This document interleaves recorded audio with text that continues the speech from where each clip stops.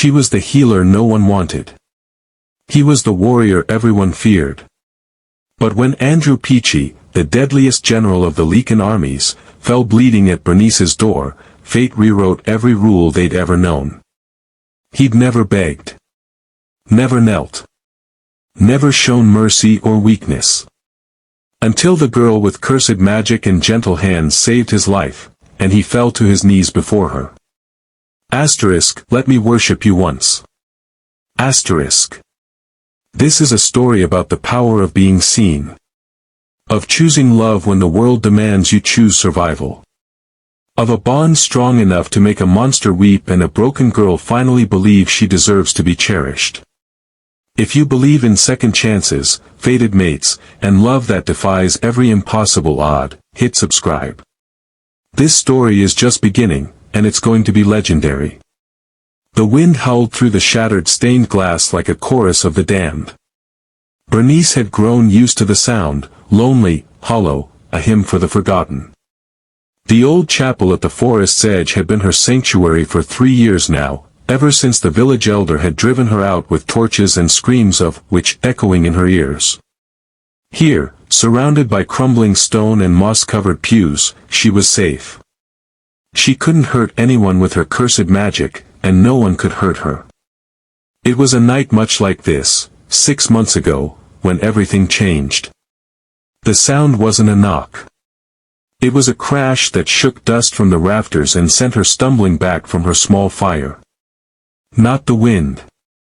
Not an animal. Something massive had fallen against the chapel door. Heart hammering, Bernice grabbed the iron fire poker with trembling hands. She'd heard stories of bandits who prowled these woods, of wild beasts driven mad by winter hunger. But when she cracked open the heavy oak door, the blizzard screaming in around her, what lay crumpled on her threshold stole the breath from her lungs. A man, no, something far more than a man. He was enormous, his body clad in shattered armor and dark fur cloak soaked through with blood that looked black in the moonlight. One massive arm was thrown across his chest, claws half extended from fingertips that weren't quite human. His face, gods, his face, was a brutal masterpiece of sharp angles and old scars, framed by wild dark hair matted with snow and gore. And his eyes, when they flickered open to find hers, burned with a dying amber flame. Lycan. Terror turned her bones to ice. She knew the stories. Everyone knew the stories. The Lycans of Haifeng Keep were legend, warriors of impossible strength, ruled by ancient laws and primal hunger. Their general, Andrew Peachy, was said to be the most dangerous of them all. The wolf of war. The beast who had never bent knee to king or god. To find one dying on her doorstep was a death sentence waiting to be signed. If he died here, his pack would burn the forest to ash searching for answers. If he lived, she didn't know which fate was worse. But then she saw it, the gash across his ribs, deep and festering with something darker than blood. Poison. Dark magic, eating him from the inside out. She saw the life bleeding out of him into the pure white snow, and the healer in her, the part that had been cast out for being too powerful, too different, too much, made the choice her mind screamed against. She couldn't let him die. It took every ounce of strength she possessed to drag his impossibly heavy body across the threshold. He was all muscle and heat, radiating a savage vitality even half dead. She kicked the door shut against the storm and pulled him before the fire, her hands already moving with practiced precision. The wound was worse up close. Claw marks, deep, deliberate, laced with a curse that pulsed with malevolent energy. She'd never seen anything like it. Her hands hovered over his chest, and without thinking, without permission, her magic flared to life. Blue-white light erupted from her palms, wrapping around his torn flesh like living silk. The chapel filled with the scent of ozone and wild herbs. She felt his pain, his rage, his desperate will to survive flowing into her through the connection. It burned. Gods, it burned, but she didn't let go. She worked through the night, her magic weaving through his wounds, drawing out the poison thread by thread. She stitched torn muscle with hands that glowed like moonlight, whispered prayers in a language she'd never been taught but somehow knew. His skin was furnace-hot beneath her fingertips, his heartbeat a war drum that gradually steadied to match the rhythm of her own. Dawn was breaking, pale and cold through the broken windows, when he woke. One moment he was still as death. The next, his hand, large enough to crush her throat, shot out and locked around her wrist with inhuman speed. Those amber eyes blazed fully awake now, twin suns trapped in a face carved from violence and will. "Who are you?" The words were a growl that vibrated through the stone floor, through her bones, through the very air. "A healer," Bernice whispered, her voice steadier than she felt. She didn't try to pull away. Something told her that would be a mistake. He stared at her, his gaze intense, searching, hungry. He inhaled deeply, his nostrils flaring, his eyes widening almost imperceptibly. When he spoke again, his voice had changed, lower, rougher, touched with something like wonder. "You smell of lightning and old magic. Not fear." His grip loosened but didn't release. His thumb stroked almost absently over the frantic pulse in her wrist. "Why? You were dying. You're Lycan. Men have been killed for less. I know." Silence stretched between them, thick and electric. His eyes traveled slowly across her face, her loose braid of brown hair, her worn healer's dress, the small chapel that had become her prison and her refuge. Something shifted in his expression, recognition, maybe, or understanding. "I am Andrew," he said finally, as if the name itself were a weapon he was choosing not to wield. "General of the Haifeng Legion." Her heart stuttered. The wolf of war. The beast from the stories. Here. In her chapel. Touching her. "Bernice," she managed. "Bernice." He repeated her name like he was tasting it, savoring it. His eyes never left hers. "You saved the monster everyone else would have let die. You're not a monster." His laugh was dark, bitter. "You don't know what I am. I know you're hurt. That's enough." That was the beginning. He didn't leave the next day. The poison, he explained in clipped words, came from a rival clan's assassin, a crimson fang blade laced with old curses. It would take time to fully mend. So he stayed. And God's help her, Bernice let him. He was a dark, brooding presence in her small sanctuary. He filled the space not just with his massive frame, but with something indefinable, a crackling energy that made the air feel charged, alive. She caught him watching her as she worked, his amber eyes tracking every movement.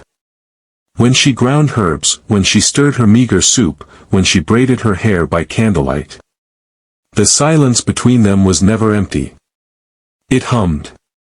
It waited. Days turned into a week. The blizzard raged outside, but inside the chapel, a different kind of storm was building. "You're an outcast," he stated one evening. It wasn't a question. Bernice's hand stilled on the bandage she was rewrapping around his ribs. The wound had nearly closed, her magic working faster than she'd dared hope. "My gift came with a price. Blue magic. Old magic. The kind that frightens people. They cast you out. My parents left first. The village finished what they started." She felt his rage before she saw it, a wave of heat that made the fire surge in its hearth. When she looked up, his eyes were glowing, his jaw clenched so tight she could see the muscle jumping. "Fools," he snarled. "Cowards. To abandon such power, such." He stopped, his gaze dropping to where her hand still rested against his skin. Such light. Her breath caught. No one had ever called her light. She was curse, chaos, the girl who broke everything she touched. Your turn, she said softly, desperate to shift the weight pressing on her chest. Why does a Lycan general wander wounded and alone? Surely your soldiers would have killed me if they'd seen weakness. His voice was flat, matter-of-fact. A general must be unbreakable. To show vulnerability is to invite challenge, to risk everything I've built. Better they thought me dead than discover I could bleed. He was trusting her with his secret. Trusting her with his life. Another night, the 10th, maybe, or the 11th, she'd lost count, he watched her with an intensity that made her skin prickle with awareness. The chapel was warm, thick with the scent of dried lavender and the wild pine smell that clung to him like a second skin. You have no mate, he said. Again, not a question. No, she whispered. Their loss. He shifted on the furs she'd laid out for him, the movement fluid and predatory despite his healing wounds. My kind, we feel things more than humans. Hunger. Rage. His eyes locked on hers. Asterisk desire, asterisk our drives are primal, absolute. To deny them is agony. The air between them crackled. Bernice's heart was a wild thing trying to break free of her ribs. She knew, asterisk gods asterisk, she knew, where this was leading, and she was terrified and drawn to it in equal measure. She'd been alone for so long. Untouched. Unwanted. And here was this impossibly powerful creature looking at her like she was the only thing in existence that mattered. He moved then, not with the brutal speed she'd witnessed when he first woke, but with a slow, deliberate grace that was somehow more devastating. He rose from the furs and crossed the small space between them, dropping to his knees before where she sat on her low stool. His knees. The general who bowed to no one. He was so close she could feel the heat radiating from his body, could count the scars that mapped his face and throat. His eyes were molten gold, burning with need and something deeper, something raw and desperate and reverent. Bernice. Her name was a prayer, a plea. He reached out, his scarred hand hovering beside her cheek, not touching, but close enough that she felt the tremor in his fingers. There is something in you that calls to the wolf in me. Has from the first moment. Your magic, your soul, it sings, and I am a starving man hearing music for the first time. She couldn't breathe. Couldn't think. Could only stare into those amber eyes and watch a warrior unmake himself. His voice dropped to a raw whisper, stripped of all authority, all pride. I have kneeled to no king. Bent to no god. But to you. His hand finally touched her face, his palm rough and warm against her cheek. Please. Let me worship you once. It wasn't just her lips he was asking for. It was permission to shatter both their worlds. To bridge the impossible distance between monster and outcast, between the girl everyone abandoned and the beast no one dared touch. Her lips parted. A yes without words, a surrender that felt more like claiming her own destiny. The space between them disappeared like it had never existed at all. Drop a comment letting us know where you're watching from, whether it's a country, state, or your favorite reading spot. We love knowing where our pack gathers. And tell us, are you team save him or team run for your life? Because Bernice just made her choice, and there's no going back now, asterisk asterisk. His kiss was not gentle. It was acclaiming, desperate, searching, full of 10 days of silent hunger and a lifetime of loneliness that mirrored her own. Andrew's hand slid into her hair, cupping the back of her head, holding her to him not with force but with absolute certainty. His other arm wrapped around her waist, pulling her against the solid heat of his chest. Bernice gasped against his mouth, and he swallowed the sound, deepening the kiss with a low growl that vibrated through her entire body. She tasted wild things on his lips, pine and snow and something darker, more primal. Her hands found his shoulders, clinging to him as the world tilted and spun. When they finally broke apart, both breathing hard. Andrew pressed his forehead to hers. His eyes were closed, his jaw clenched like he was fighting some internal war. "I should not have," he started, his voice rough. "Don't." Bernice's fingers tightened on his shoulders. "Don't apologize for being the first person to want me in 3 years." His eyes opened then, blazing. "Want?" He laughed, the sound dark and dangerous. "Bernice, I burn with it. You have no idea what you've done to me." But before she could respond, before she could process the raw need in his voice, Andrew's body went rigid. His eyes rolled back, and he collapsed forward into her arms with a gasp of pain that tore at something deep in her chest. "Andrew!" She staggered under his weight, lowering him as carefully as she could to the floor. His skin was suddenly furnace hot, sweat beading on his forehead. The wound at his ribs, nearly healed just hours ago, had turned angry and black around the edges. No. No, this couldn't be happening. The curse. It was resurging. Panic clawed at her throat as she tore open his shirt, her hands hovering over the wound. The dark magic had spread like poison through his veins, black tendrils crawling beneath his skin. His whole body shook with violent tremors, and when she touched his face, he didn't seem to see her. "No," he muttered, his voice slurred and distant. "Not the blade. Not, mother, run. Run."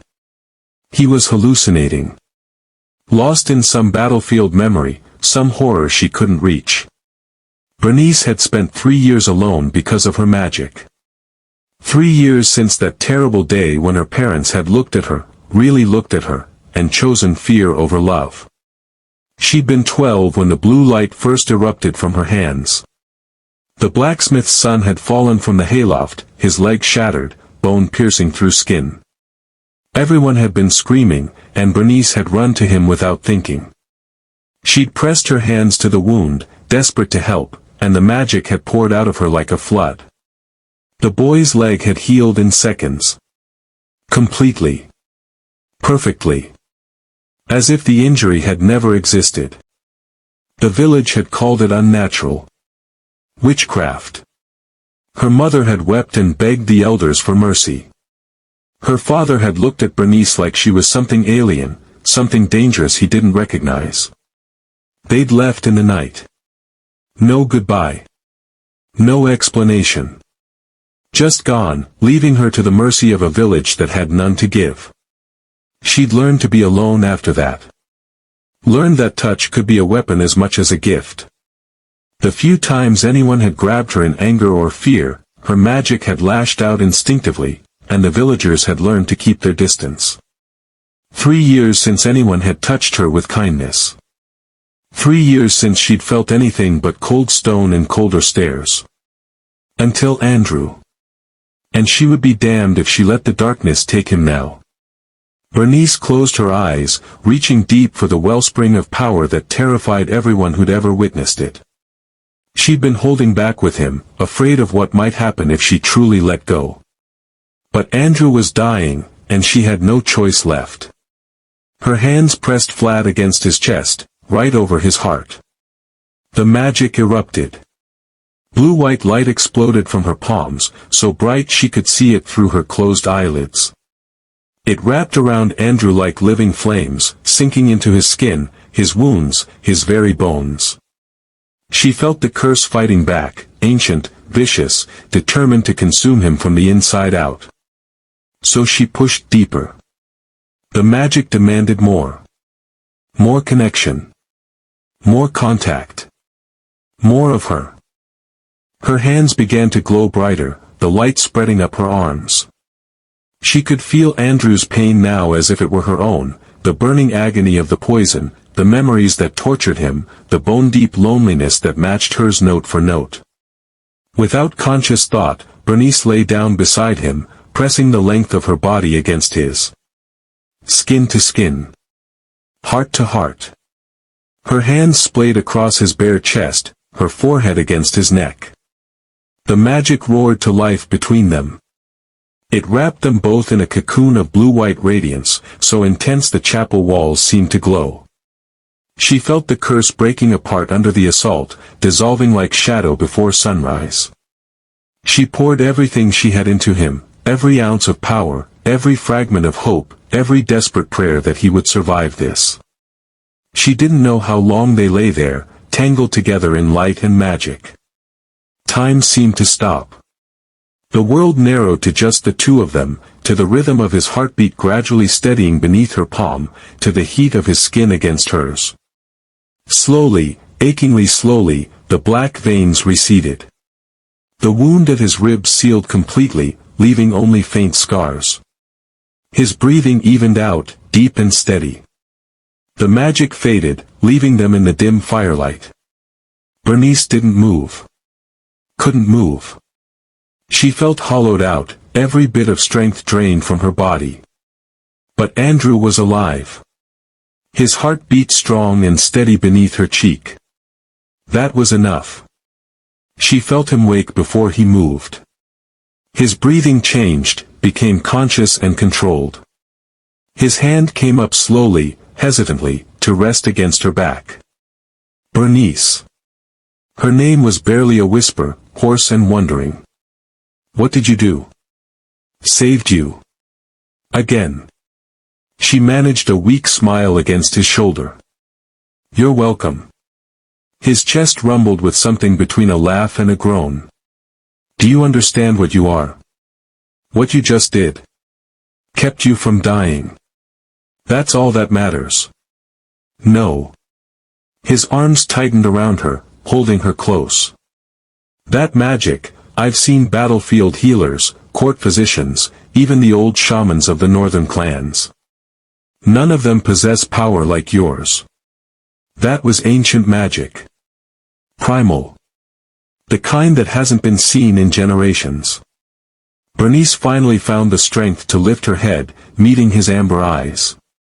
They were clear now, focused, burning with an intensity that stole her breath. I told you, she said quietly. It's why they cast me out. Why my parents left. I'm too much. Too dangerous. Too magnificent.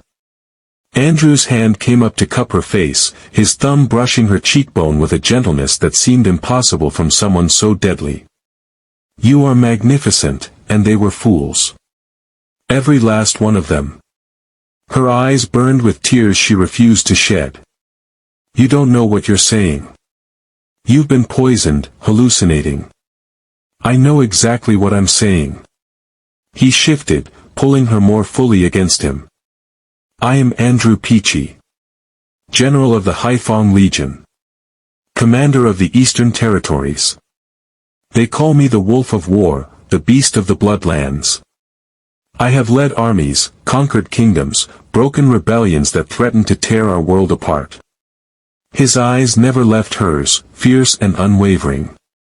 I have killed more enemies than you can count.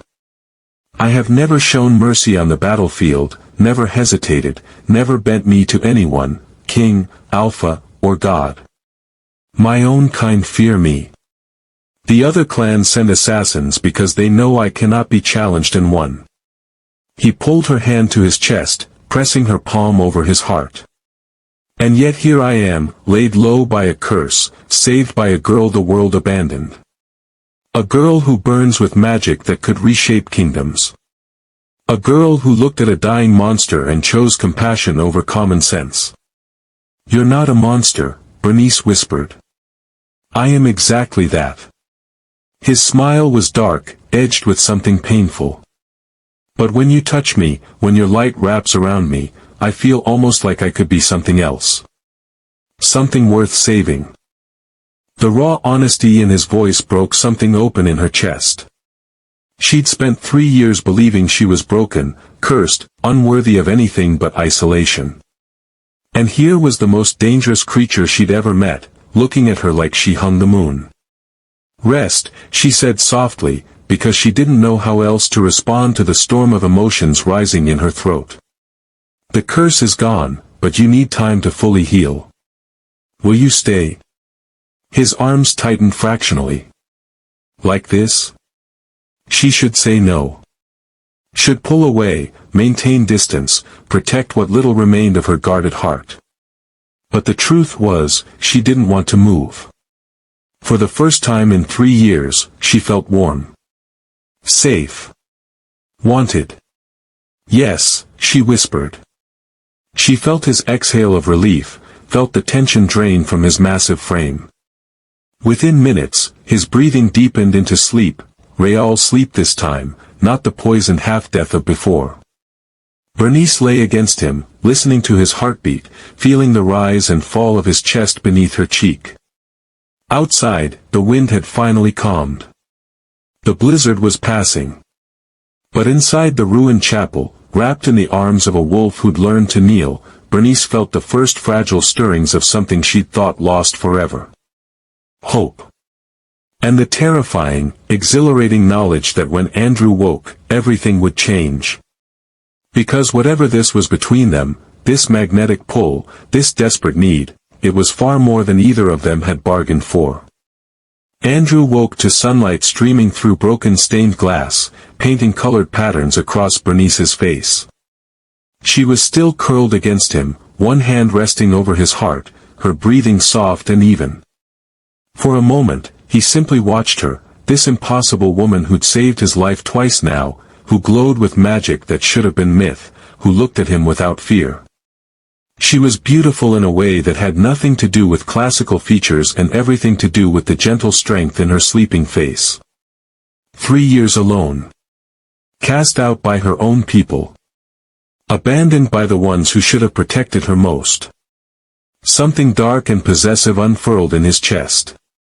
A need to protect, to claim, to ensure no one ever hurt her again.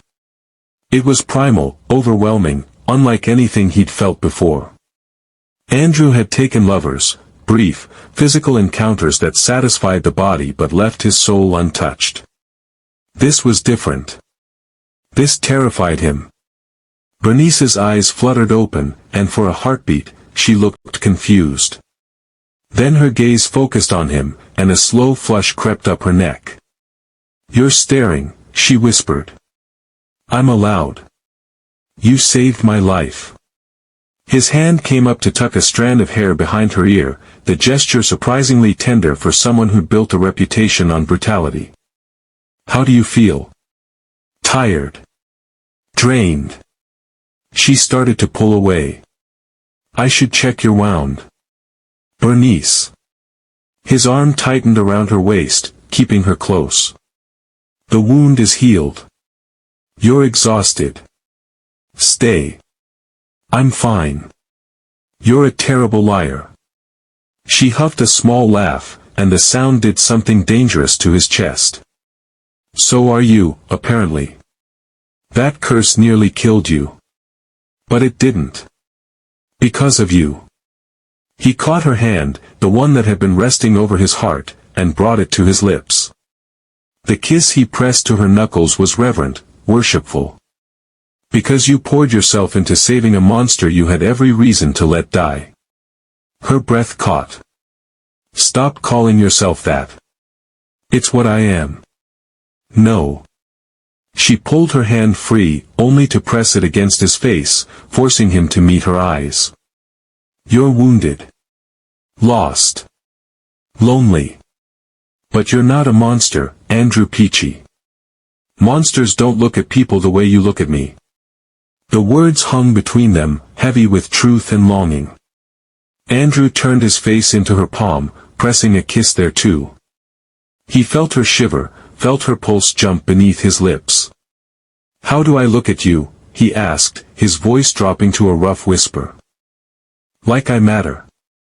Like I'm not broken or cursed or," her voice cracked. "Like I'm worth something." The raw vulnerability in her words shattered the last of his control. Andrew sat up, bringing her with him, arranging her so she sat facing him in the nest of furs. His hands framed her face, forcing her to hold his gaze. "You matter more than you know," he said fiercely.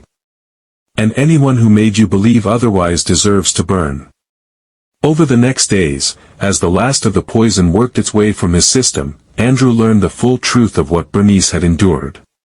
She told him in fragments, in quiet moments by the fire, her voice matter-of-fact but her eyes haunted.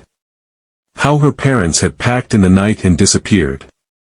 How the village blamed her when crops failed, when livestock died, when winter came early. How the blacksmith had grabbed her arm once, angry and drunk, and her magic had lashed out instinctively, hadn't hurt him, just pushed him back, but it had been enough. The elder had given her one day to leave. She'd been 15. Andrew listened, his jaw clenched so tight it ached, rage building like a storm in his chest. He wanted to find every person who'd hurt her, who'd turned their backs on a child with a gift beyond her understanding, and teach them the true meaning of fear. But more than that, he wanted to erase the loneliness from her eyes. Wanted to show her what it meant to be cherished instead of cast aside. He began to touch her more. Nothing improper, just small gestures that he sensed she'd been starved for. His hand covering hers when she checked his healing wounds. His fingers trailing down her arm when she passed him. Sitting close enough that their shoulders brushed. She never pulled away. If anything, she leaned into the contact, hungry for it.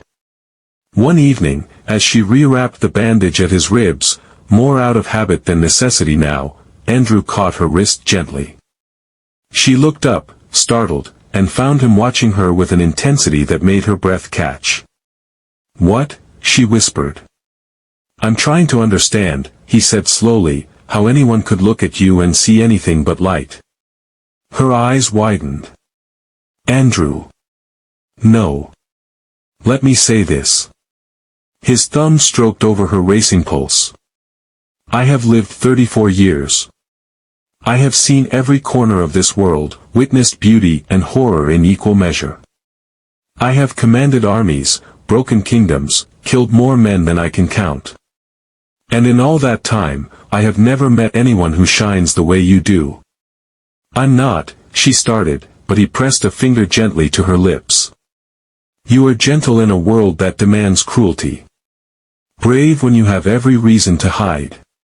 Powerful in ways that should be impossible. And you looked at a dying wolf and chose compassion." His voice dropped, rough with emotion. "Do you understand what you've done to me? I came here to die with dignity. Instead, I found something worth living for." Tears spilled down her cheeks. Andrew caught them with his thumbs, cradling her face like she was something precious and fragile. "I don't know how to do this," Bernice admitted, her voice breaking. "I don't know how to be wanted. How to trust that you won't leave. Abandon you." Andrew leaned forward until their foreheads touched. "I am many terrible things, Bernice. But I am not a coward, and I do not run from the things that matter. You matter. More than you know." The kiss, when it came, was inevitable. Bernice closed the distance first, her lips finding his with desperate need. Andrew groaned, one hand sliding into her hair, the other wrapping around her waist to pull her flush against him. This kiss was different from the first. Slower. Deeper. A claiming that went both ways. His tongue traced the seam of her lips, and when she opened for him, the taste of her nearly undid him. She made a small sound in the back of her throat, and Andrew swallowed it, angling her head to take the kiss deeper still. When they broke apart, both breathing hard, something had shifted. The air between them crackled with possibility, with need barely restrained. "Bernice," Andrew said, his voice strained. "I need you to understand something. My kind, we feel desire differently than humans. More intensely. It consumes us. And what I feel for you," he stopped, his jaw clenching. "I am trying to be honorable. But if you keep looking at me like that, I won't be able to. Then don't." Her hands fisted in his shirt. "Don't be honorable. Don't hold back. Andrew, I've been alone for so long," and you make me feel alive again. Don't you dare pull away now." Something snapped in his expression. In one fluid movement, he rose to his feet, pulling her up with him. Before she could process what was happening, he sank to his knees before her, still gripping her hands. The wolf of war. The general who bent to no one. Kneeling at her feet. "I have kneeled to no king," he said, his voice rough and breaking. "Bent to no god. Bowed before no throne. But to you, Bernice," his hands tightened on hers. "To you, I would kneel for eternity. Let me worship you once. Let me show you what it means to be treasured. Please." The raw need in his voice, the vulnerability in his amber eyes, shattered every wall she'd built. Bernice sank to her knees with him, framing his face with trembling hands. "Yes," she whispered. "Yes." What followed was inevitable, sacred, world-altering. Andrew laid her down on the furs before the fire with a reverence that made her chest ache. His hands were gentle as they removed her simple dress, his lips pressing worship to every inch of skin revealed. "You're so beautiful," he murmured against her throat. "So perfect." Bernice had never been touched like this, with desire, yes, but also with wonder. Like she was something holy. When Andrew finally claimed her fully, moving inside her with aching slowness, she felt something shift in the very fabric of reality. Blue-white light erupted around them. Her magic, responding to the depth of emotion, the intensity of their connection. It wrapped them both in radiance, sinking into their skin, binding them together in ways neither understood. Andrew gasped, his eyes glowing pure gold. "What?" "I don't know," Bernice managed, arching against him. "It's never, gods, Andrew. I have you." He gathered her closer, his movements becoming more urgent. "I have you, my light in the ruin. My salvation." The magic pulsed with every thrust, every gasped breath, every whispered word. When they finally shattered together, the light exploded outward, so bright it was visible through the chapel's broken windows. And on Bernice's left wrist, where Andrew's hand gripped hers, a faint glowing symbol appeared. Neither of them noticed it in the aftermath, too lost in each other, too overwhelmed by what had just passed between them. But it was there. Pulsing. Waiting. A promise and a warning written in light. They lay tangled together afterward, Bernice's head on Andrew's chest, his arms wrapped protectively around her. The fire crackled softly. Outside, snow had begun to fall again, but inside, they were warm. "What happens now?"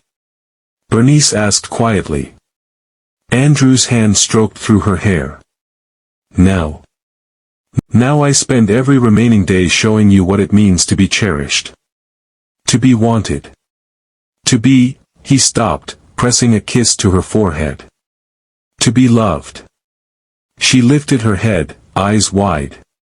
"Andrew. Too soon." He smiled, but there was vulnerability in it. "Perhaps. But it doesn't make it less true." Before she could respond, his expression changed. His head snapped toward the door, every muscle in his body going tense. "What is it?" Bernice whispered. "They're here." His voice had gone flat, dangerous. "My soldiers. They've found me." The sound started as a distant rumble, like thunder rolling across the mountains. But it wasn't thunder. It was the synchronized march of armored boots, the low snarls of Lycans on the hunt, the metallic ring of weapons being drawn. Andrew was on his feet instantly, pulling on his pants with lethal efficiency. "Get dressed. Now." Bernice scrambled for her dress, her hands shaking. "How many?" "A dozen. Maybe more." He grabbed his torn shirt, his eyes already beginning to glow. "My personal guard. They would have tracked me once the storm cleared." "Will they?" She couldn't finish the question. Will they hurt me? Will they take you away?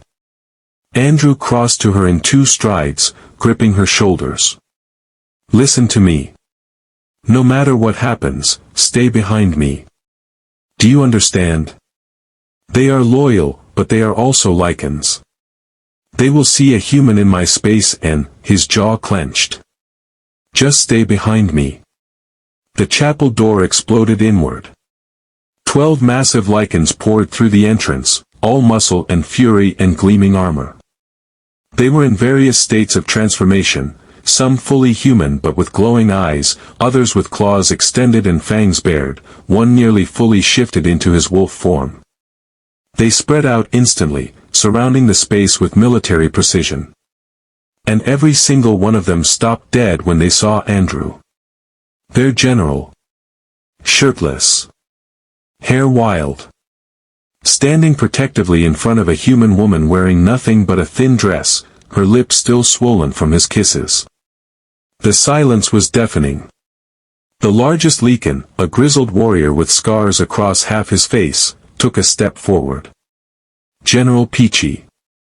We thought, his eyes flicked to Bernice, and his expression darkened. What is the meaning of this? Careful, Torsten. Andrew's voice was pure ice. Very careful how you finish that sentence. A human. Another soldier snarled, his lips pulling back from elongated fangs. You disappear for 2 weeks, and we find you here with a human. I was poisoned. She healed me. She's a witch. A younger Lycan stepped forward, his eyes wild. Look at her, you can smell the magic on her. She's probably the one who... He didn't get to finish. Andrew moved faster than Bernice could track, crossing the space and slamming the young soldier against the wall hard enough to crack stone. Finish that accusation, Andrew growled, his voice dropping to something inhuman, and I will tear out your throat. The soldier's eyes widened in terror. Sir, I didn't mean. You didn't mean to insult the woman who saved your general's life. The woman who destroyed a Crimson Fawn curse that should have killed me. Andrew's grip tightened. Choose your next words with extreme care. Torsten stepped forward, his hand on his sword. General. With respect. This is madness. A human in your space, his eyes flicked to the rumpled furs, the dying fire. Understanding dawned, followed by horror. By the old gods. You didn't. I did. Andrew released the younger soldier and turned to face his men. And I'd do it again. This woman is under my protection. Anyone who threatens her threatens me. She's human, another soldier shouted. It's forbidden. The clans will. The clans will do nothing. Andrew's eyes blazed pure gold now, power radiating off him in waves. Because I am still your general, and what I do is my concern. The king will hear of this, Torsten said quietly. You know he will. Let him. Bernice had been frozen in shock, watching the scene unfold. But when one of the soldiers, a female Lycan with silver streaks in her dark hair, moved toward her with clear hostile intent, something in her snapped. Blue-white light flared around her hands. Not a lot. Just enough to make her point. The soldiers jerked back, several snarling. The female Lycan bared her fangs. Don't, Bernice said, her voice surprisingly steady. I don't want to hurt anyone. But I will defend myself if I have to. You dare threaten us? The female lunged forward. Andrew moved like lightning. One moment he was across the room, the next he was directly in front of Bernice, his body a wall between her and his soldiers. But this time, he didn't just move. He shifted. Bones cracked and reformed. His body expanded, muscle and fur erupting across his skin. In seconds, a massive black wolf stood where Andrew had been, easily twice the size of the other Lycans, eyes burning like captured suns. The snarl that tore from his throat shook the chapel's remaining windows. Every soldier froze. Even Torsten took a step back, his hand dropping from his weapon. The wolf that was Andrew placed himself directly in front of Bernice, hackles raised, fangs bared. The message was crystal clear: to reach her, you go through me. General, Torsten said carefully, raising both hands. We are not your enemies. We came to bring you home. The wolf snarled again. We will not harm the human, Torsten continued. You have our word. But you know we cannot leave her here. If she truly healed you, if she possesses that kind of power, he paused. The king will want to meet her. The council will demand it. The wolf's growl deepened, but slowly, painfully, Andrew began to shift back. The transformation was brutal to watch, bones cracking, muscles reforming, fur receding. When he finally stood human again, naked and panting, his eyes were still more wolf than man. She comes with me, he said, his voice still rough with the wolf's presence. To Haifeng Keep. Under my protection. Non-negotiable. Andrew, Bernice started, but he held up a hand. They're right about one thing. You can't stay here. He turned to look at her, and the raw possession in his eyes made her breath catch. Not anymore. Not now that they know you exist. If I leave you here, others will come. Crimson Fawn. Bloodstone. Every clan with a grudge against me will use you to get to me. So what are you saying? I'm saying you're coming to Haifeng Keep. His jaw clenched. As my guest. My responsibility. Mine. The word hung in the air, weighted with meaning and promise. Torsten cleared his throat. The council will not accept a human at court, General. You know this. Then the council can take it up with me. Andrew's eyes blazed. Touch her, threaten her, even look at her wrong, and I will show you all why they call me the Wolf of War. She is under my protection. That makes her untouchable. The soldiers exchanged glances. Several looked outraged. Others merely confused. But none of them moved to challenge him. Pack up, Torsten ordered finally. We leave at first light. And someone find the general some proper clothes. As the soldiers filed out to make camp, Andrew turned to Bernice. She stood frozen, processing everything that had just happened. I'm sorry, he said quietly. I'm so sorry. I never meant for them to find us so soon. I wanted more time. You shifted. Her voice was barely a whisper. You shifted to protect me. Of course I did. He crossed to her, cupping her face gently. I told you. You matter. More than anything. They hate me already. Your soldiers will learn to respect you. Or they'll answer to me. His thumb stroked her cheek. Bernice, I won't lie. Haifeng Keep will be dangerous. The clans despise humans. The court is brutal and political. But I swear to you, his voice turned fierce. I swear on my life, no one will harm you. Not while I draw breath. She wanted to argue. Wanted to say she'd be fine staying here. But the truth was, she was terrified of being alone again. And more than that, she didn't want to leave him. What happens now? She whispered. Andrew pulled her into his arms, holding her close. Now. Now I take you home. And we show them all that the girl everyone abandoned is worth more than all their precious bloodlines combined. Outside, wolves howled in the darkness. And Bernice knew, with bone-deep certainty, that her quiet life in the ruins was over.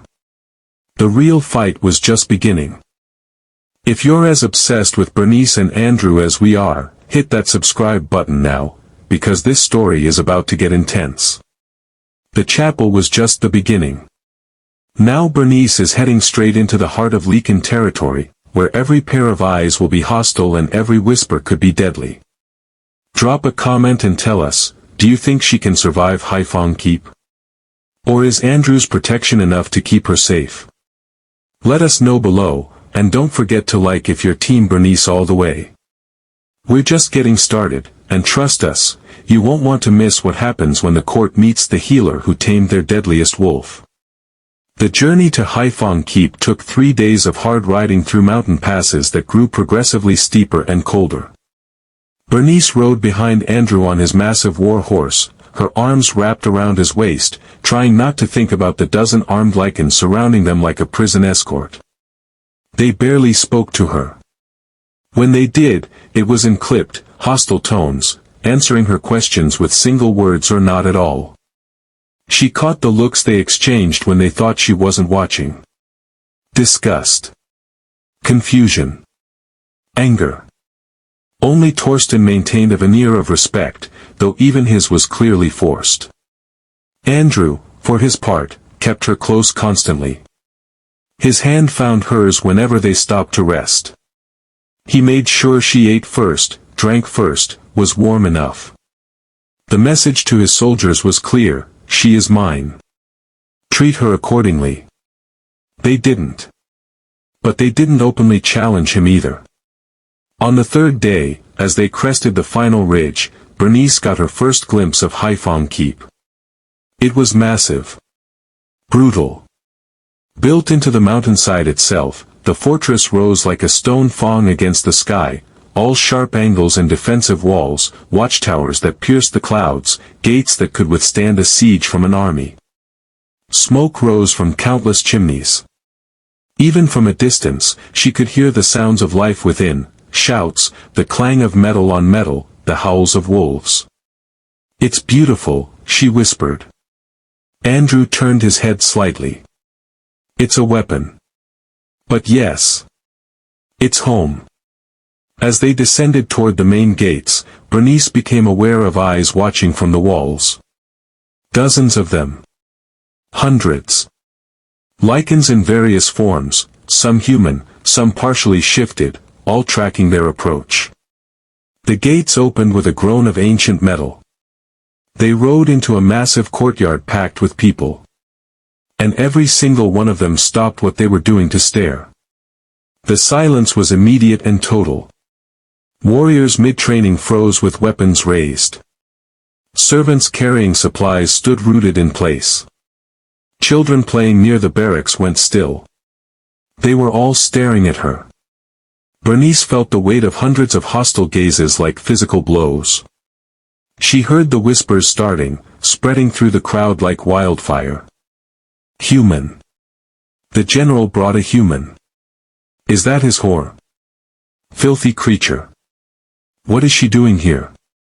Andrew dismounted in one fluid movement, then reached up to help Bernice down. His hands lingered on her waist a moment longer than necessary, another deliberate message to the watching crowd. Stay close, he murmured. Don't react. Don't run. I wasn't planning on it, she lied, her voice steadier than she felt. They began walking toward the main keep, Torsten and the other soldiers falling into formation around them.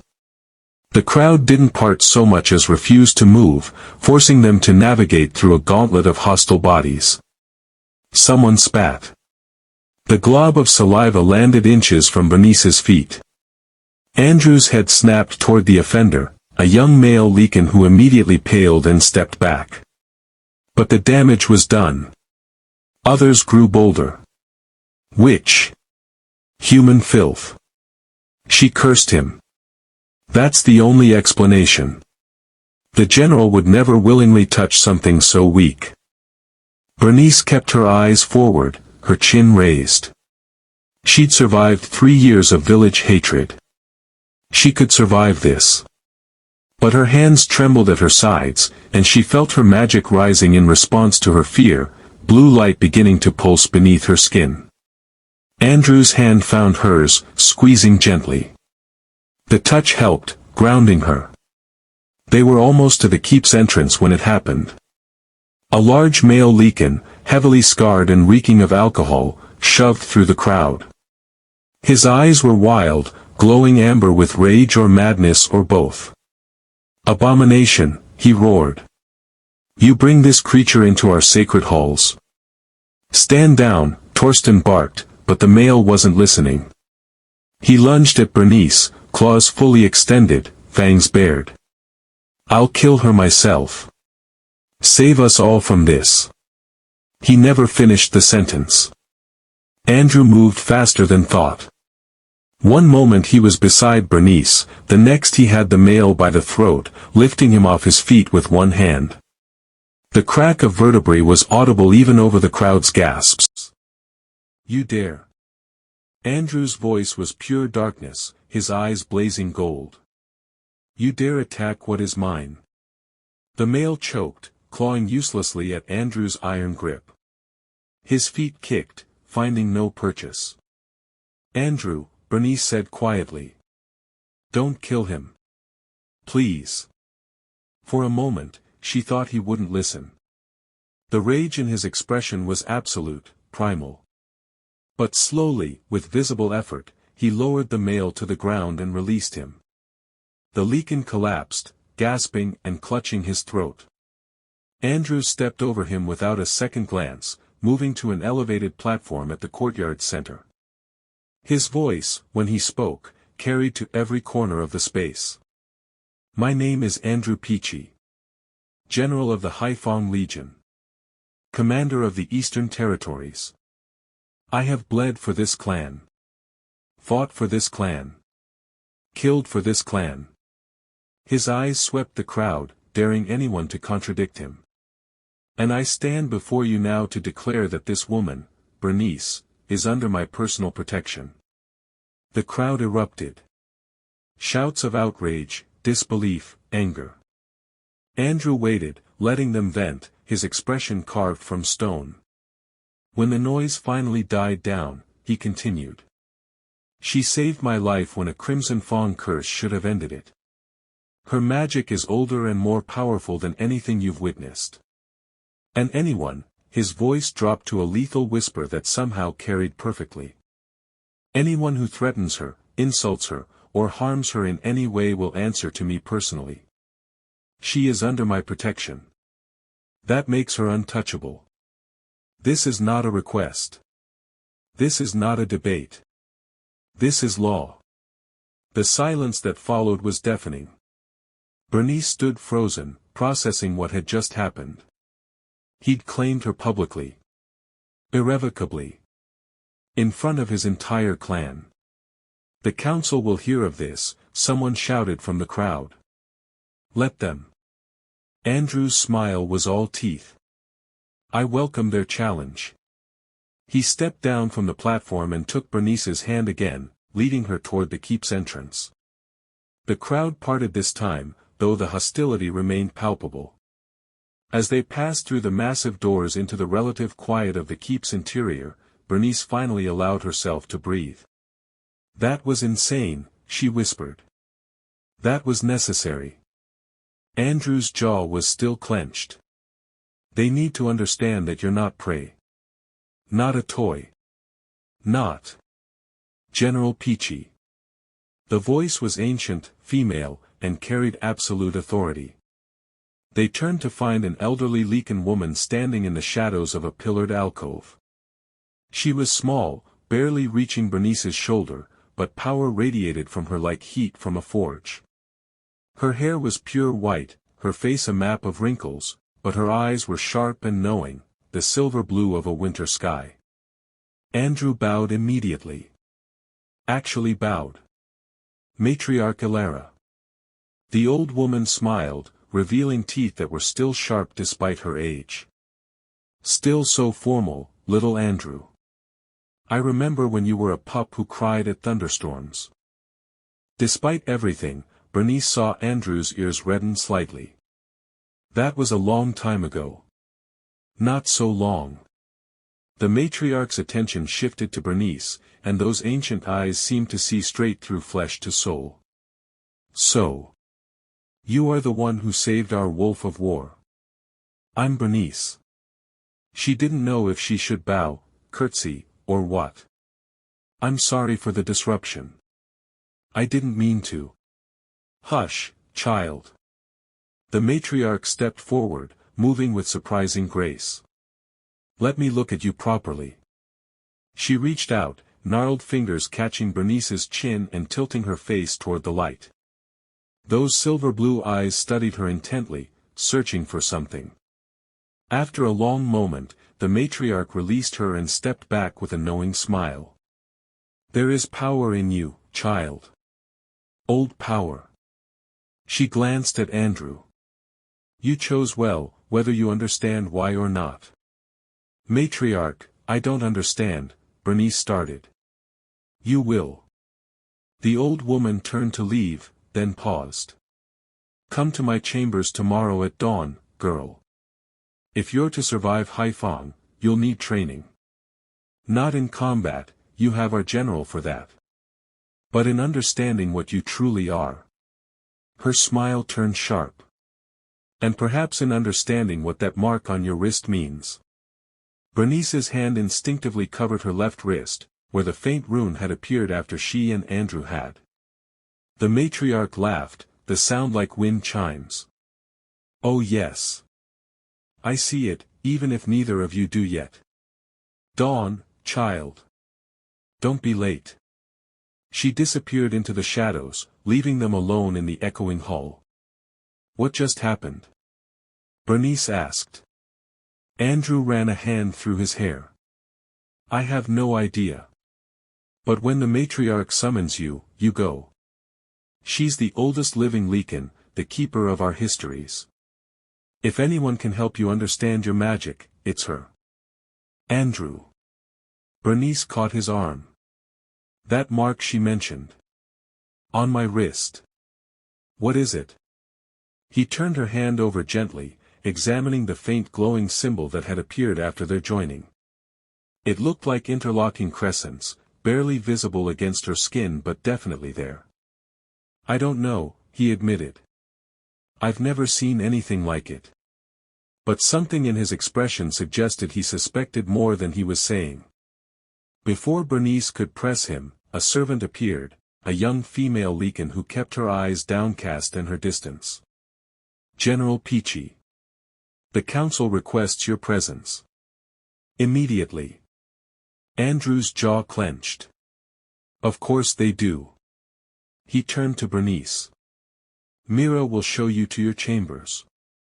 They're next to mine. Don't leave them tonight. Please. The keep is dangerous after dark, especially for humans. I know. Bernice squeezed his hand.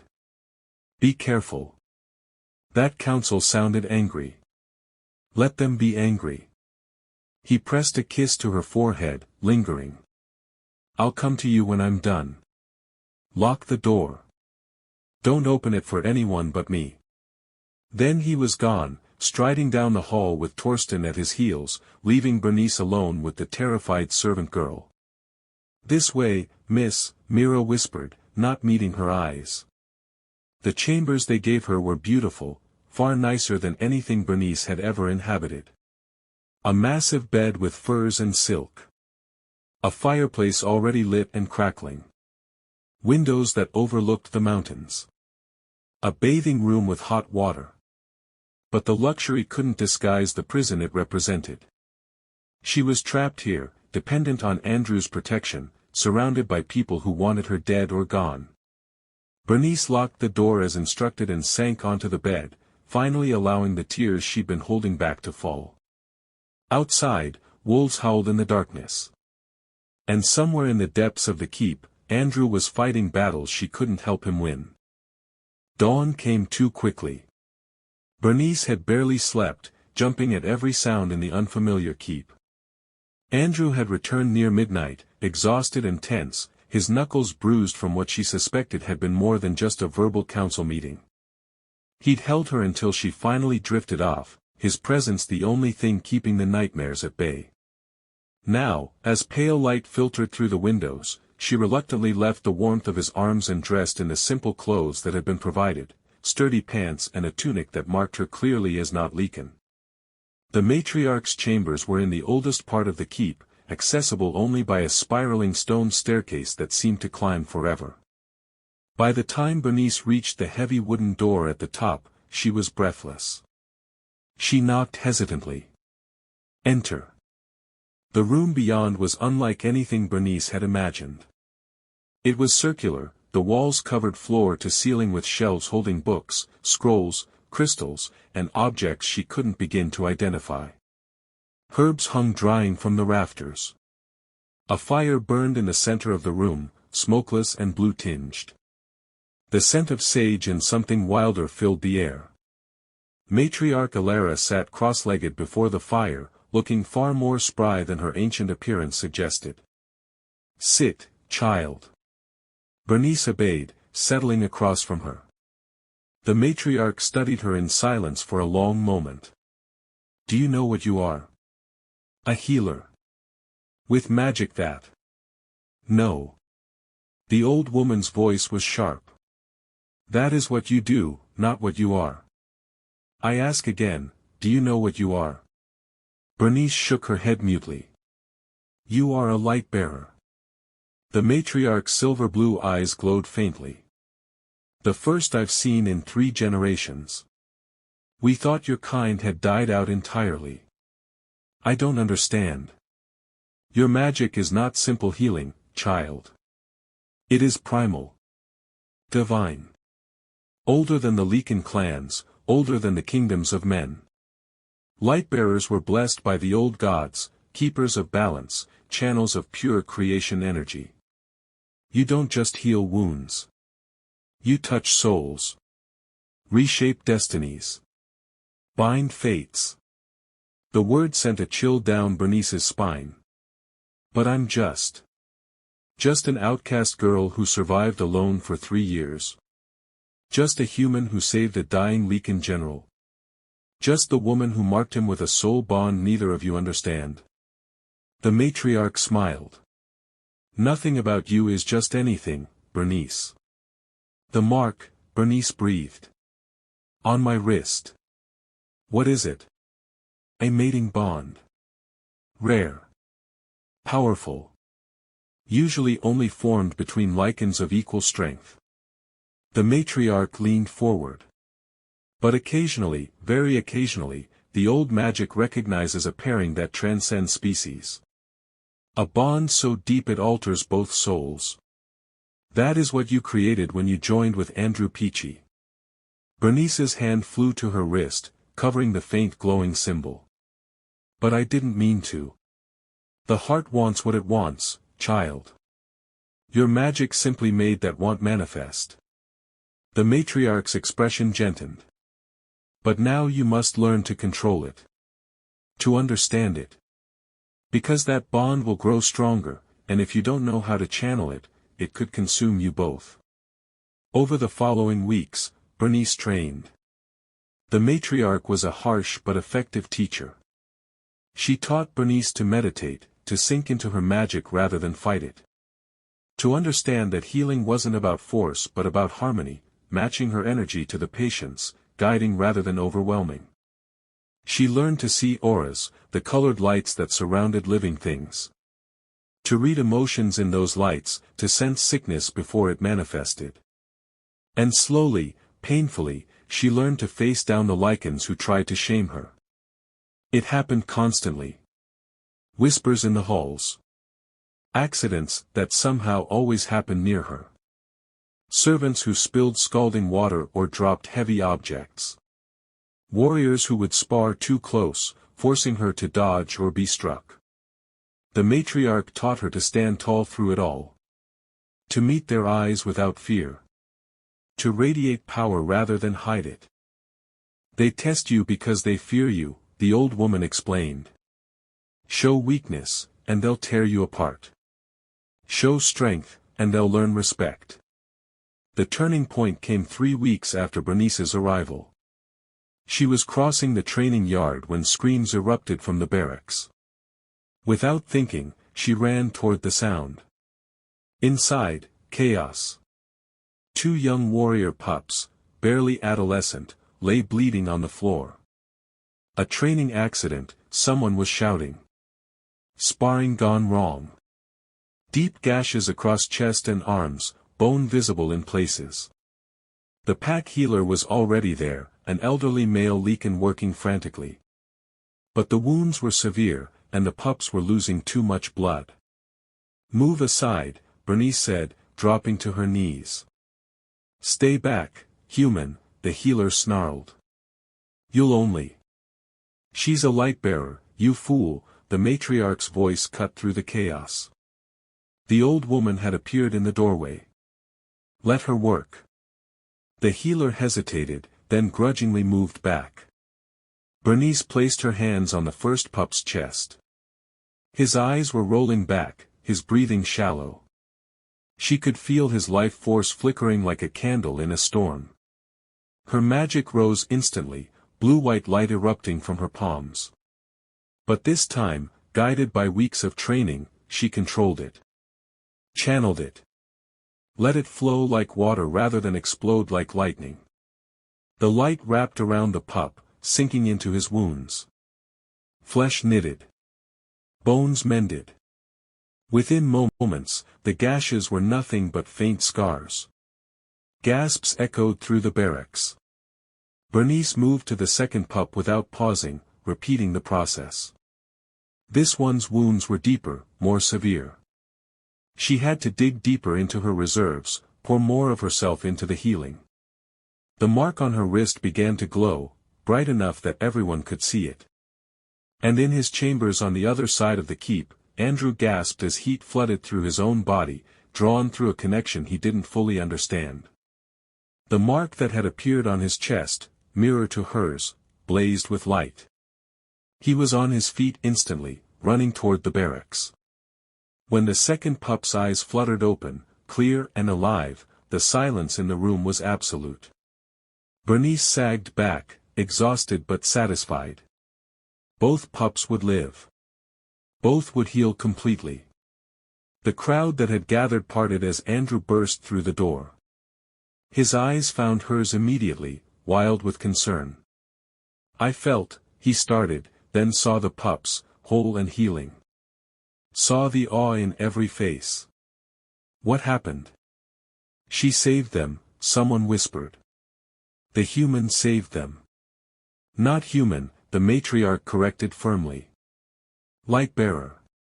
And she has just proven her worth to this entire clan. The pup's mother pushed through the crowd, a fierce warrior woman who Bernice recognized as one of the most hostile voices in the courtyard that first day. She dropped to her knees before Bernice, head bowed. You saved my sons. Her voice broke. I called you filth. Witch. I spat at your feet. And you saved them anyway. Bernice reached out, touching the woman's shoulder gently. They're children. Of course I saved them. The woman looked up, tears streaming down her scarred face. You have my loyalty. My blade. My life. Whatever you need. Others began to kneel. Not all, many still watched with suspicion or hostility. But enough. Enough to shift something fundamental in the air. Andrew helped Bernice to her feet, his arm supporting her exhausted frame. The mark on her wrist pulsed in rhythm with his heartbeat, glowing softly. What is that? Someone asked, pointing. A mating bond, the matriarch announced, her voice carrying. The old magic has chosen. These two are bound by forces older than our clans. Deny it at your peril. The whispers started immediately. But this time, they carried a different tone. Is she blessed? A spirit healer? The mark glows true. Maybe she was sent to us. As Andrew guided Bernice back toward their chambers, she felt the shift. Not acceptance, not yet. But the beginning of something. Respect. Possibility. The faint hope that maybe, just maybe, she could survive this hostile place. Behind them, the matriarch smiled knowingly. The prophecy was unfolding exactly as the old texts predicted. The wolf of war and the light-bearer. Together, they would reshape everything. Or destroy it all trying. If this story has you as hooked as we are, smash that subscribe button right now, because Bernice is just getting started, and the real battles haven't even begun. She survived the cruel welcome and proved her worth, but Haifeng Keep has secrets darker than anyone knows. Drop a comment and tell us, do you think the bond between Andrew and Bernice will save them or doom them? And what do you think that glowing mark really means? Let us know your theories below, and hit like if you're Team Lightbearer all the way. Trust us, you won't want to miss what happens when the council finally makes their move. The war horn sounded at dawn, its mournful cry echoing through the mountains like the death knell of peace. Bernice jerked awake in Andrew's arms, her heart already racing. "What is that?" she whispered. Andrew was already moving, rolling out of bed and reaching for his armor. His face had gone hard, distant, the general replacing the man in an instant. War horn. 3 blasts. That means, he stopped, his jaw clenching as he yanked on his leather chest piece.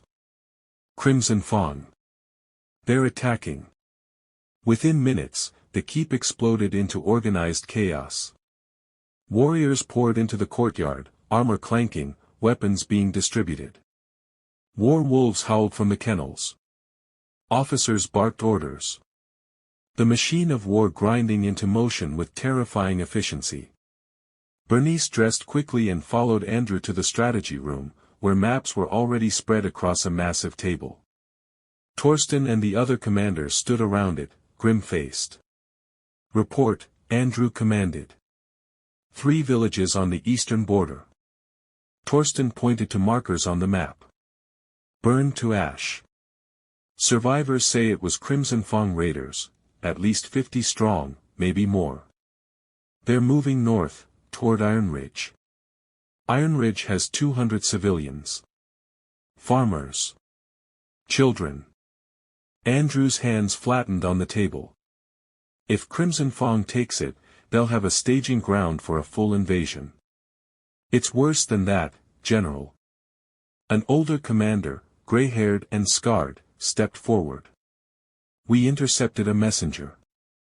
Crimson Fang has allied with Bloodstone and Shadowpaw. This isn't a raid. It's a coordinated assault. They mean to take Haifeng."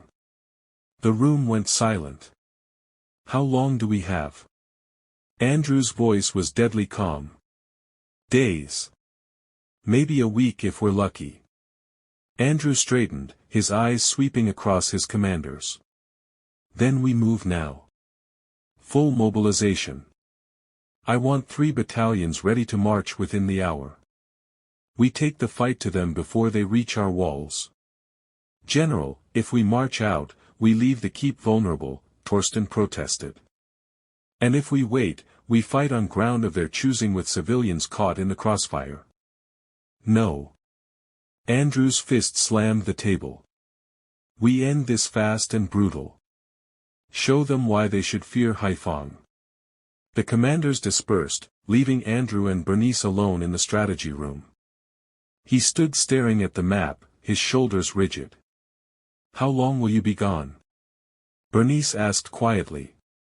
"I don't know. A week. 2. Depends how far we have to chase them." He turned to face her, and the anguish in his eyes broke her heart.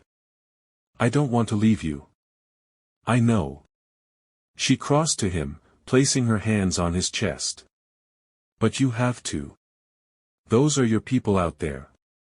Your responsibility. You're my responsibility too." His arms came around her, crushing her against him. "Bernice, the keep will be different while I'm gone. The council, the court, they'll see you as vulnerable. Unprotected. I have the matriarch. Who is one ancient woman against an entire clan of wolves." Andrew pulled back, gripping her shoulders. "Promise me you'll be careful. Stay in our chambers when you can. Don't go anywhere alone." And if anyone threatens you, anyone, you go straight to Torsten. He's loyal. He'll protect you. I promise. She reached up, cupping his face. But you have to promise me something too. Come back. No heroic sacrifices.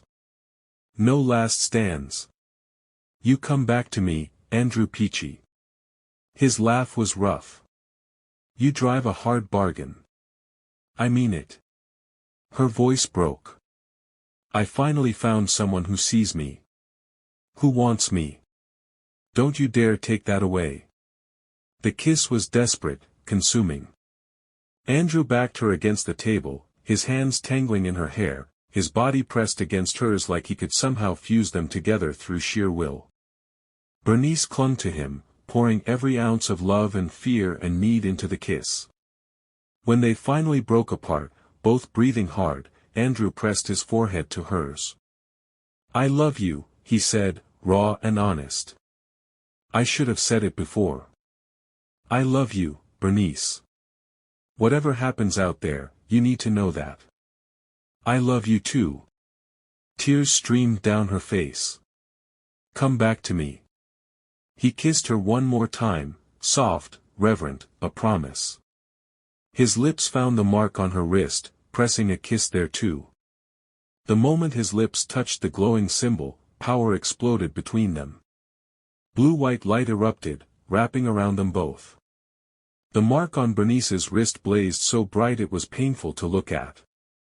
Andrew gasped as answering light flared from his chest, where a matching mark had appeared. The connection between them surged, amplified, solidified. Bernice felt his emotions flooding through their bond, love, fear, determination, a desperate need to protect her even from a distance. And she felt her own magic responding, wrapping around him like armor, like a blessing. When the light faded, they stood frozen, staring at each other. What was that? Andrew's voice was shaken. I don't know.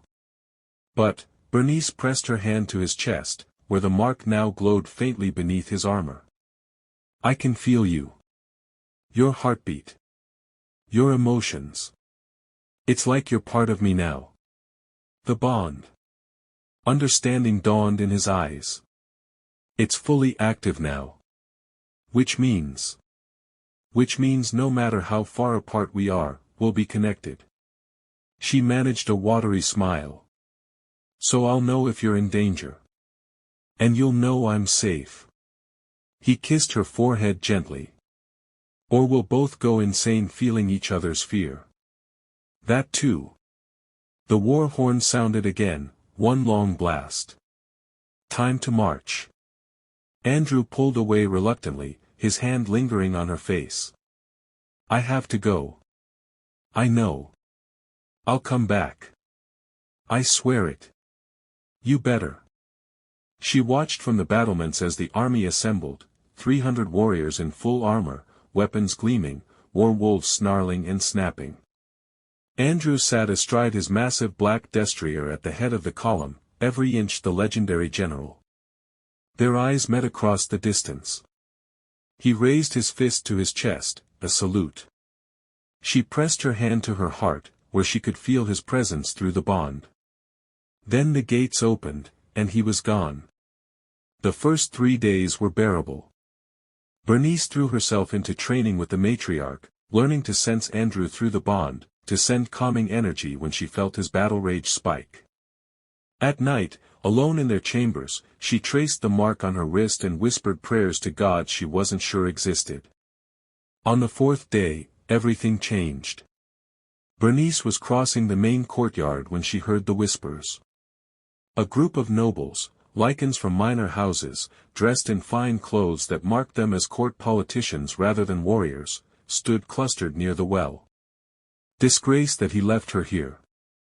The general has gone soft. Choosing a human over his duty.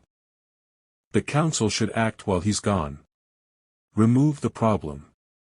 Bernice kept walking, pretending she hadn't heard. But her heart was racing, and her magic rose instinctively, crackling beneath her skin. She made it to the guest wing, where visiting nobles were housed, before they made their move. The corridor was empty. Too empty. The hair on the back of her neck rose. Well, well. The little human, all alone. Bernice spun to find 5 Lycans blocking the corridor behind her. 3 males, 2 females, all partially shifted with claws extended and eyes glowing. "The general's not here to protect you now," one of the females purred. "Pity. Let me pass." Bernice's voice was steady despite her racing heart. "Or what? You'll cry. Run to the matriarch." The largest male stepped forward. "We're doing Haifeng a favor. Once you're gone, the general will return to his senses. He'll thank us." "The council has sanctioned this," another added. "Quietly, of course. But sanctioned nonetheless. You're a threat to the bloodlines. To our way of life. Nothing personal."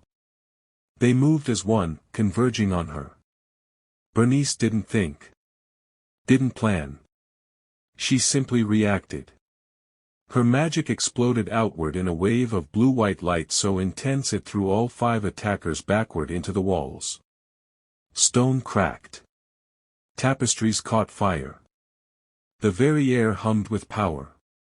"I said no." Bernice's voice echoed with otherworldly resonance, her eyes glowing pure white. "I am Lightbearer. I am marked by the old magic. And I am done being prey." One of the males recovered first, snarling and launching himself at her. Bernice threw up her hand, and a shield of pure light materialized. He bounced off it with a yelp, landing in a heap. The others hesitated, exchanging uncertain glances. "She's just one human," the female hissed. "Together, we can." "Can what?" The matriarch's voice cut through the chaos like a blade. The old woman appeared at the corridor's end, her eyes blazing silver. "Attack a Lightbearer under my tutelage. Break a general's explicit protection order. Commit murder at the council's behest." The attackers went pale. Matriarch, we were just committing treason." The matriarch's smile was cold. "The general will hear of this. As will the king. And I suspect their justice will be far less merciful than mine." She glanced at Bernice. "Come, child. We have much to discuss." As Bernice followed the matriarch away, she heard one of the attackers whisper, "Did you see her eyes? That wasn't human magic." "What is she?" In the matriarch's chambers, Bernice finally let herself shake. "They tried to kill me."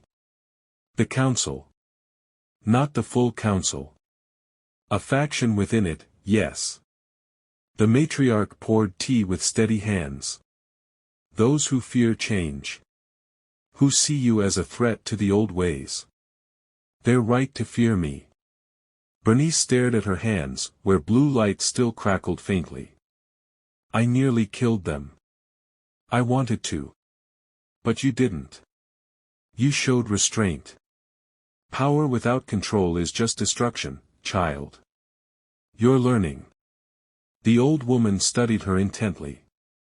"But that display in the corridor. That was more than healing magic. That was pure creation energy, weaponized. You're evolving. Into what?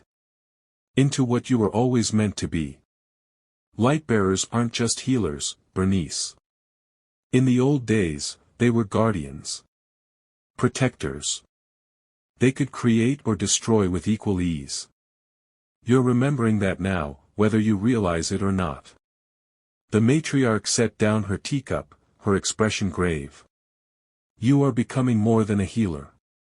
You are becoming destiny itself. And that terrifies them, because destiny cannot be controlled. I don't want to be destiny. I just want Andrew to come home safe. The two may not be separable, child." The old woman's gaze was knowing. "The bond you share, it's changing you both. making you stronger, but also marking you as targets. There are forces at work here older and darker than clan politics.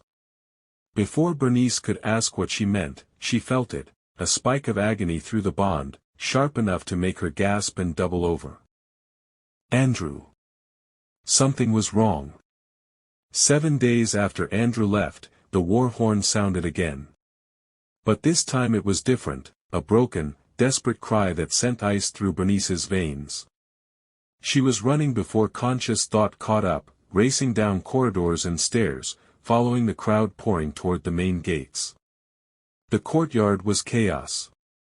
Wounded warriors everywhere, being carried by their comrades. The stench of blood and smoke and death hung heavy in the air.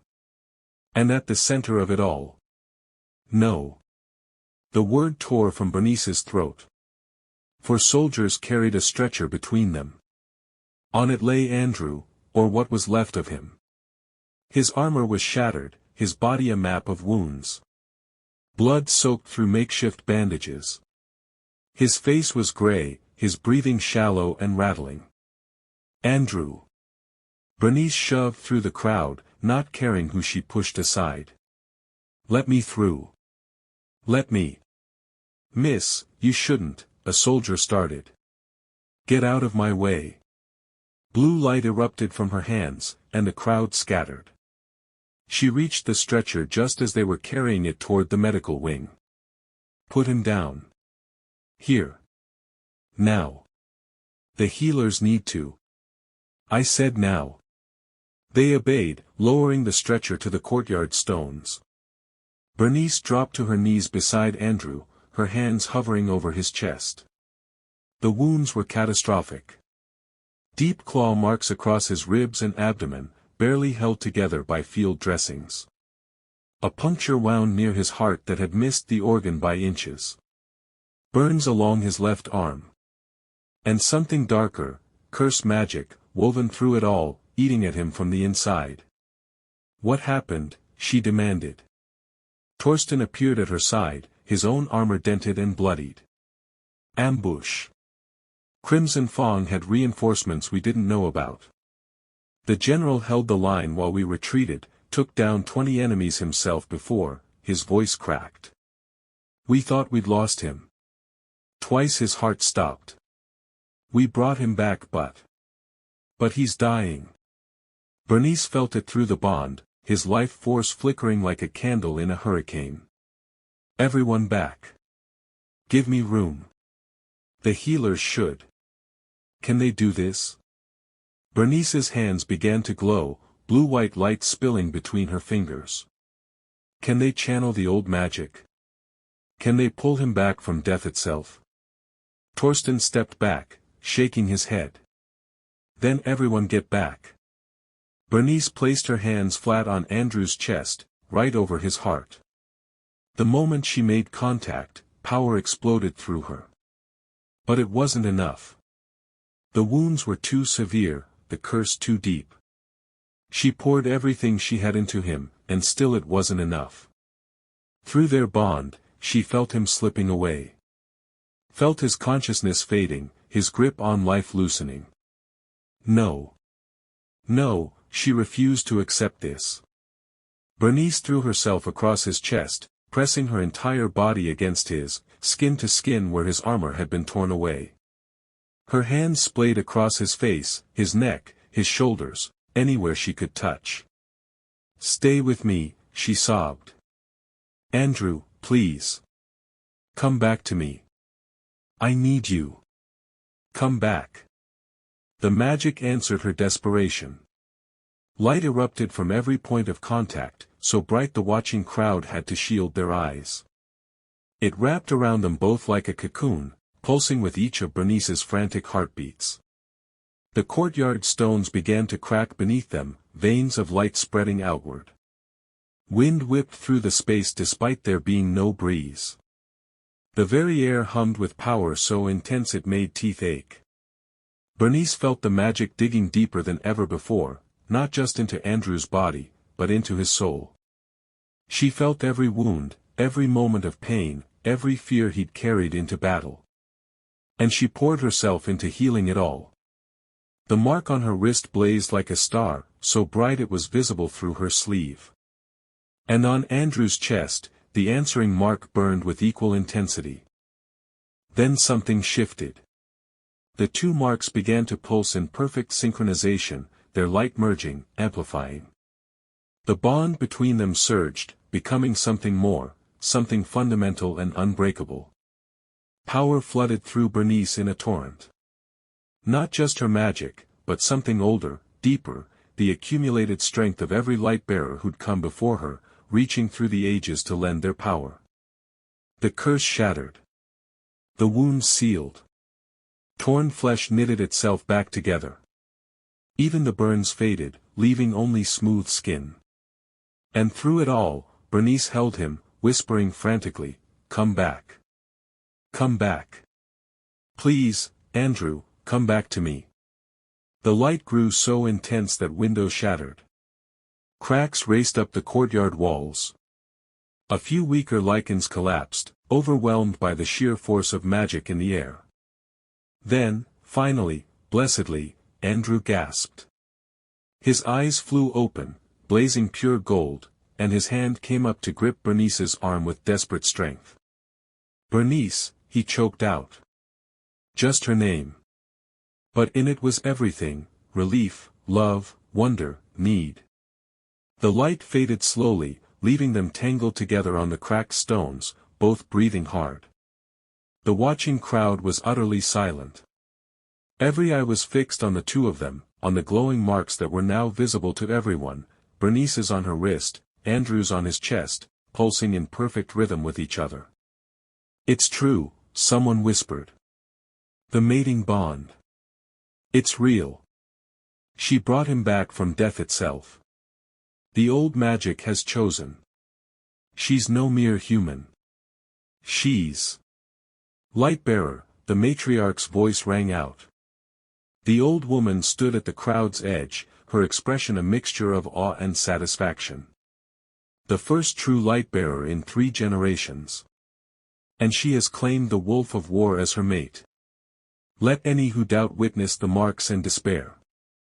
Bernice didn't care about the crowd. Didn't care about politics or marks or prophecies. Andrew was alive. His heart beat strong beneath her palm. His eyes were open, looking at her with such raw emotion it stole her breath. "You died," she whispered, tears streaming down her face. "Twice. You died, Anne. I heard you." His voice was rough, broken. "I was falling into darkness, and I heard you calling me back. I couldn't." His own voice cracked, and she realized with shock that tears were streaming down his scarred face. "I couldn't leave you. Even death itself couldn't keep me from you." Andrew Peachy, the Wolf of War, the general who'd never shown weakness, was crying. Actually crying, his shoulders shaking with the force of it. "I'm sorry," he choked out. "I promised I'd be careful. I promised I'd come back, and I almost..." "Shoo." Bernice gathered him into her arms, cradling his head against her chest. "You did come back. You're here. You're alive. That's all that matters." Around them, the crowd began to kneel. Not just soldiers, everyone. Lycans who'd spat at her feet just days ago now bowed their heads in respect or awe or fear. But neither Andrew nor Bernice noticed. They were lost in each other, in the overwhelming relief of survival, in the bone-deep certainty that they belonged together. When Andrew finally pulled back enough to look at her, his eyes were clearer, more focused. He reached up to touch her face gently, reverently. Then, still kneeling in the courtyard with hundreds of witnesses, he did something that would become legend. He leaned forward and pressed his face to the curve of her neck, inhaling deeply. Once, twice, 3 times. Then he ran his cheek along her throat, her jaw, marking her with his scent in the most primal Lycan claiming ritual. "Mine," he growled, loud enough for everyone to hear. "My mate. My heart. Mine." Gasps echoed through the courtyard. Several council members looked apoplectic. But the soldiers, Andrew's loyal warriors who'd followed him into hell and back, began to howl. The sound was picked up by others, spreading through the keep like wildfire. A mate claim. Public and undeniable. Bernice should have been embarrassed. Should have cared about propriety or politics. But all she could do was hold Andrew tighter and whisper, "Yours. Always yours." The council chamber was in absolute chaos. This is madness. A human mate? It's forbidden. The bloodlines will be tainted. She used dark magic to ensnare him. She brought him back from death. That's divine intervention, not dark magic. Divine or not, she threatens everything we've built. Bernice sat beside Andrew in the great hall, trying not to flinch at the shouting. He sat in his general's chair, freshly healed but still pale, his hand gripping hers so tightly it almost hurt. The mark on his chest was visible through his open shirt collar, glowing faintly, impossible to deny. The full council had been summoned, not just Haifang's leaders, but representatives from every major clan. They'd arrived within days of Andrew's return, drawn by news of the mating bond like vultures to a corpse. And they were not pleased. General Peachy. Lord Valen, a grey-haired noble from Ironstone clan, rose to his feet. "You are one of our finest warriors. Your service to our kind is beyond question. But this," he gestured at Bernice with barely concealed disgust. "This is unacceptable. You've bonded with a human. The implications are none of your concern." Andrew's voice was cold steel. "My mate is my choice. Your choices affect us all." Lady Morgana, a sharp-featured woman from Shadowpaw, snapped. "You're not some common soldier, General. Your bloodline is pure, powerful. To dilute it with human weakness." Weak? Andrew stood, and the temperature in the room seemed to drop. "She healed wounds that should have been fatal. Destroyed a Crimson Fawn curse that your best healers couldn't touch. Survived an assassination attempt by 5 trained Lycans. Tell me again how she's weak." "Magic doesn't equal strength," Valen countered. "And it certainly doesn't equal suitability as a mate. The bond should have formed with a Lycan of equal standing. Instead the old magic chose." The matriarch's voice cut through the argument. She stood from her seat, ancient but commanding absolute attention. "Or do you all presume to know better than the gods themselves?" That gave them pause. "The marks are real," the matriarch continued. "I have studied them myself. They are true mating bonds, the kind that appear once in a generation, if we're lucky. The old magic has bound these two together for a reason." "What reason?" Lady Morgana demanded. "To destroy us. To weaken our bloodlines until we're no better than humans ourselves. Or perhaps," the matriarch's eyes glittered. "To save us." She moved to the center of the chamber, and suddenly she looked far older than her already ancient years. When she spoke, her voice carried the weight of prophecy. "There is a text.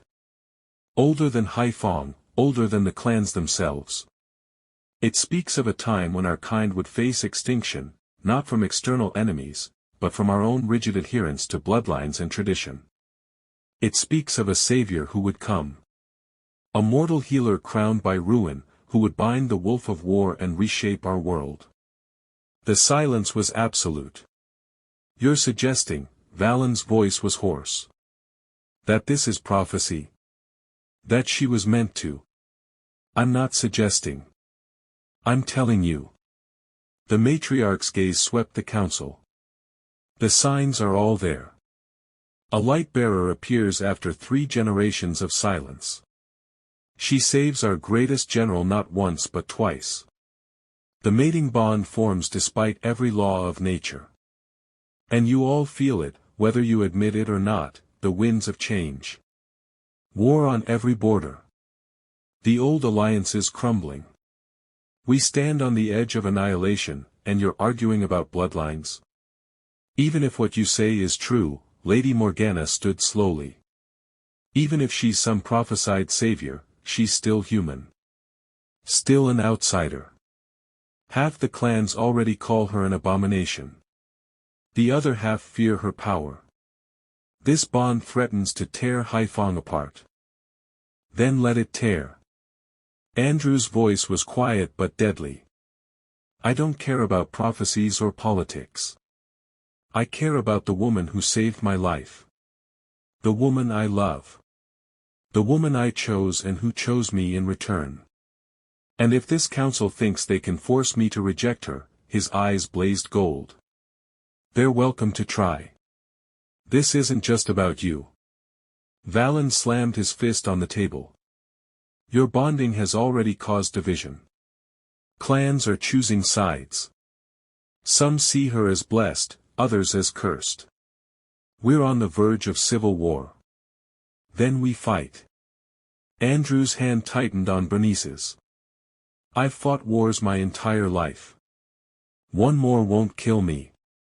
It might kill us all. The words hung heavy in the air. Finally, Lord Valen sat back down, suddenly looking tired. What do you want, General? Really? I want you all to leave us alone. Andrew's voice softened fractionally. I want to live my life with my mate without constantly defending her right to exist. I want, he glanced at Bernice, and the love in his expression was naked and raw. I want peace. For once in my God's damned life, I want peace. Peace isn't an option, Lady Morgana said quietly. Not anymore. The bond has been seen. The marks are public. Every clan in the realm will have an opinion.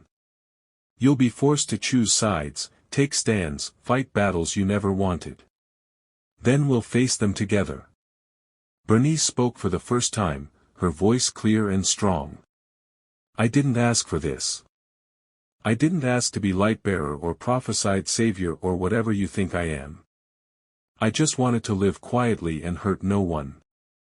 But Andrew changed that. He saw me when everyone else looked away. He chose me when I'd been rejected my whole life. And I'm not giving that up. Not for your politics. Not for your precious bloodlines. Not for anything.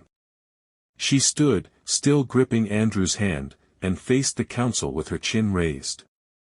You want to kill me? Try. You want to drive me out? I'll come back. You want to destroy this bond? She held up her wrist, where the mark blazed bright. Good luck. Because this isn't just magic or prophecy or fate. This is love. And love doesn't bow to councils or clans or kings. The silence that followed was profound. Then, slowly, the matriarch began to smile. Well said, child. Well said indeed. Andrew stood beside her, his own mark glowing in response to hers. The council can debate all they want. But my choice is made. Bernice is my mate. That's not negotiable. Anyone who can't accept that, his gaze swept the room, can consider our alliance severed. You turn your back on your own kind? Valen asked, genuinely shocked. For her? Yes. Without hesitation. More silence. Then, impossibly, Lord Valen laughed, a bitter, tired sound. You always were the most stubborn bastard I've ever known, Peachy. He shook his head. Fine. I won't fight you on this. Not because I approve, I don't. But because you've earned the right to choose your own damnation. Is that a blessing or a curse? Andrew asked dryly. Both. Probably. One by one, the other council members gave their grudging acceptance. Not approval, not by a long shot. But acknowledgement that Andrew was too valuable, too powerful, too respected to simply cast aside. When the council finally dispersed, Andrew and Bernice found themselves alone in the great hall. "That went better than expected," Bernice said weakly. Andrew laughed, pulling her into his arms. "They'll still plot against us. Still try to separate us. This isn't over. I know." She rested her head against his chest, listening to his heartbeat, strong and steady and alive. "But we'll face it together. Together." He tilted her chin up, his eyes soft. "I need to tell you something. Something I should have said that first night in your chapel." "What?" Andrew sank to his knees before her, just as he had that first time. The legendary general, the Wolf of War, kneeling at the feet of the girl everyone had abandoned. "I have kneeled to no king," he said, his voice rough with emotion. "Bent to no god. Bowed before no throne. But to you, Bernice," his hands gripped hers tightly. "To you, I would kneel for eternity. All my wars, all my scars, all the blood I've spilled, I would bear it all again, suffer it all twice over, if it meant I could kneel here at your feet and call you mine." Tears streamed down her face. "Andrew. I'm not done." He pulled her hands to his lips, kissing her knuckles, her palms, the glowing mark on her wrist. "You are my light in the darkness. My peace in the storm. The only thing in this brutal world that makes sense. And whatever comes, war, prophecy, the gods themselves, I will face it all if you're beside me." Bernice sank to her knees with him, framing his face with trembling hands. "You're not alone in this. You've never been alone. From the moment you collapsed on my doorstep, we've been bound. And I wouldn't change that for anything." They kissed then, slow and deep and full of promise. The marks on their skin pulsed in rhythm, glowing brighter, until the entire great hall was bathed in blue-white light. When they finally pulled apart, both could hear it, distant but growing closer. War drums. Echoing through the mountains like thunder. Andrew's jaw clenched. "They're coming. The clans that reject the bond. They're coming to tear us apart. Let them come."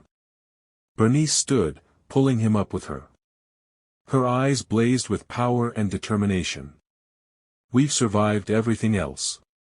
We'll survive this too." Andrew stared at her, this woman who'd been cast out and broken, who'd learned to stand tall anyway. Who'd saved his life and stolen his heart and refused to bow to anyone. "Then let us face it together," he whispered. "Together," she agreed.